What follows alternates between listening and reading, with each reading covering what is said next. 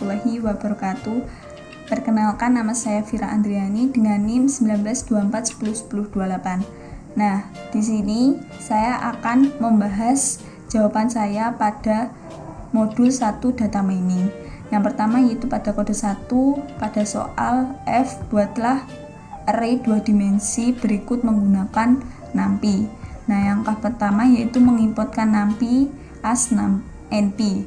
Nah, selanjutnya yaitu membuat variabel array 1 sama dengan NP titik array, selanjutnya memasukkan bilangan-bilangan array yang ada di sini di soal sesuai dengan soalnya. Selanjutnya menampilkan array 1. Nah, mengapa dapat dikatakan array 2 dimensi? Karena di sini memiliki 2 kotak saja, 1 lalu 2. Nah, begitu. Beberapa kotak ini dihitung satu saja karena masih dalam satu konteks. Selanjutnya yaitu akan ditampilkan seperti ini sesuai dengan perintah soal. Nah, selanjutnya yaitu G, buatlah array 3 dimensi berikut menggunakan NumPy. Yang pertama yaitu mengimport NumPy as NP, array 2, membuat variabel, lalu NP titik array. Selanjutnya memasukkan bilangan-bilangan sesuai dengan perintah di soalnya. Selanjutnya menampilkan array 2. Akan ditampilkan seperti ini sesuai dengan perintahnya, 3 dimensi. Mengapa dapat dikatakan 3 dimensi? Karena di sini ada 3 kotak. Yang pertama yaitu 1 1 1, lalu 2 2 2, lalu 3. Ini merupakan 3 dimensi. Selanjutnya yaitu pada kode 2 soal D. Tambahkan angka 1 pada setiap bilangan di baris ganjil array berikut. Kemudian tambahkan angka 2 pada setiap bilangan di kolom genap array berikut. Nah, langkah pertama itu mengimport NumPy as NP, lalu array 3 membuat variabel sama dengan NP titik array. Selanjutnya memasukkan bilangan-bilangannya. Setelah itu menampilkan array 3. Nah, setelah itu kita membuat atau menambahkan angka 1 pada setiap bilangan di baris ganjil array. Nah, semua ini yang ada di soal D ini menggunakan fungsi slash. Nah, fungsi slash sendiri ini sesuai dengan namanya yaitu slash atau potongan-potongan. Berarti kita harus mengembalikan potongan-potongan bilangan yang diinginkan sesuai dengan perintah yang kita buat. Nah, langkah pertama yaitu menambahkan angka 1 pada setiap bilangan di baris ganjil array berikut. Berarti ganjilnya itu ada 1 dan 3. Maka kita buat array 3 dimulai dari 1 sampai selesai stepnya 1. Nah, di slash sendiri ini memiliki 3 parameter. Yang pertama yaitu start, yang kedua stop, yang ketiga adalah step. Berarti start ini merupakan indeks awal, yang kedua yaitu stop itu indeks akhir, yang ketiga yaitu step atau kenaikan atau penurunan dari indeks tersebut. Nah, dapat dikatakan sebagai 3S. Nah, selanjutnya kita buat ini pada baris indeks pertama sampai selesai. Penambahnya 2, berarti 1 dan 3 saja. 1, 3. Penambahnya 1. Bisa kita lihat ini ditambah 1. 8, 2, 1, 2 itu ditambah 1. Nah, sampai selesai. Nah, selanjutnya yaitu menambahkan angka 2 pada setiap bilangan di kolom genap array berikut. Berarti kita tambahkan dengan cara baris pertama, baris indeks ke-0 sampai akhir, stepnya 1. Setelah itu kita masuk ke kolomnya indeks ke-0 sampai terakhir dengan penambahannya 2, berarti 0 dan 2 saja kolomnya.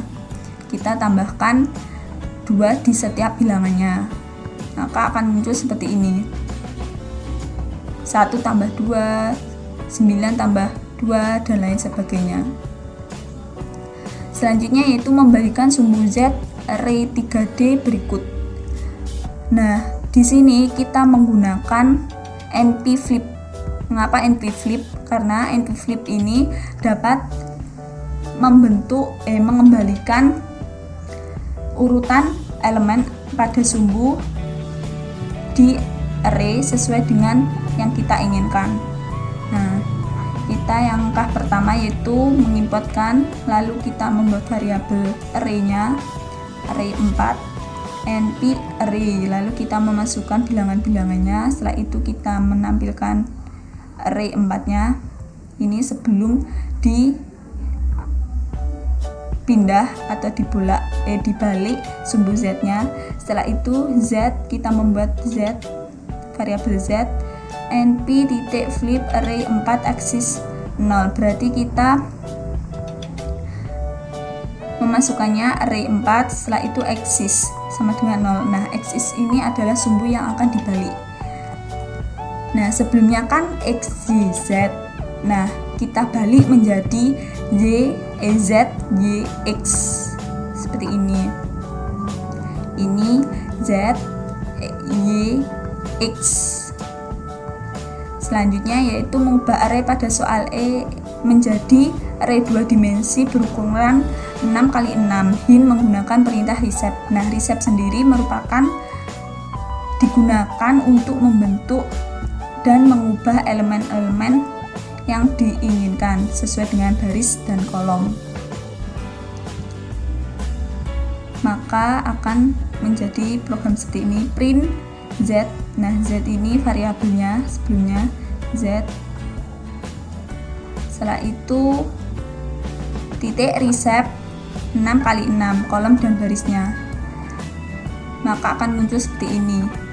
Barisnya ada 6, lalu kolomnya ada 6 juga. 1 2 3 4 5 6. Nah, soal yang terakhir yaitu pada kode 3, ubahlah matriks kiri menjadi matriks sebelah kanan. Nah, konsepnya ini saya umpamakan ini A, lalu B, C, D. Jadi A ini akan dipindah ke bawah sebelah kanan. Selanjutnya B berpindah ke C, selanjutnya yang C berpindah ke B, lalu yang D berpindah ke A.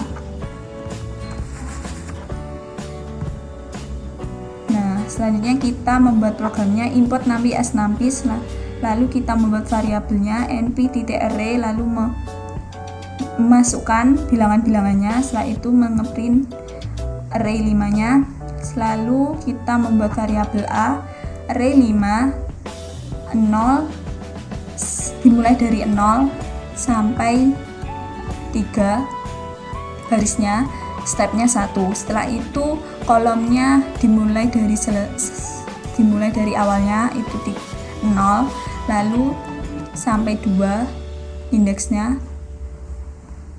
penambahnya 1. Nah, lalu di copy dengan variabel E. Selanjutnya yang B 0 dimulai dari indeks ke 0 sampai 3. Nah, sampai 3 stepnya 1, kolomnya itu 2 sampai selesai stepnya 1. Selanjutnya yang C 3 dimulai dari indeks 3 sampai akhir step 1. Setelah itu kolomnya dimulai dari 0 sampai 2 1. Selanjutnya yang ini barisnya dimulai 3 sampai selesai stepnya 1, lalu kolomnya dimulai dari 2 sampai selesai stepnya 1, juga di copy. Nah, selalu kita membolak-balikkan matriksnya dengan cara ini. A dipindah ke D. Di bilangan A ini akan menjadi D. Lalu di bilangan yang B, ini matriksnya yang B ini akan berganti G.